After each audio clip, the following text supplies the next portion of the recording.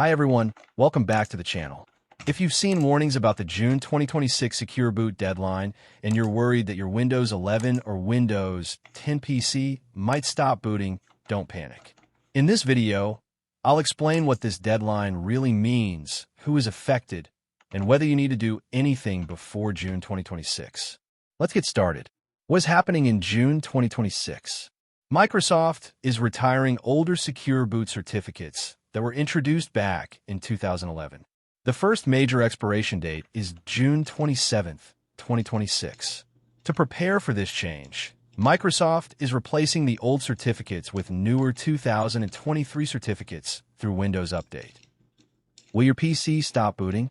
The short answer is no. This is the biggest misconception online right now.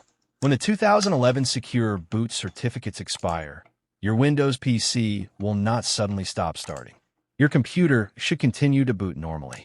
The certificate expiration mainly affects future security updates, trust verification, and secure boot components. Do I need to do anything? For most users, no. Microsoft designed this migration to happen automatically through Windows Update. As long as your Windows 10 or Windows 11 device is supported and receiving updates, the new certificates should be installed in the background. In most cases, you don't need to change BIOS settings or manually install anything. Do I need a BIOS or UEFI update? Usually, no. The transition is mainly handled through Windows Update.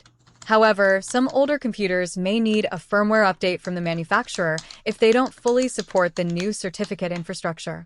If you encounter errors, then it's worth checking for BIOS or UEFI updates. Check Windows Security Status. Microsoft has added new Secure Boot status indicators in Windows Security. Green means the new 2023 certificates are installed. Yellow means your device is still waiting for the update. Red means there's a problem that needs attention.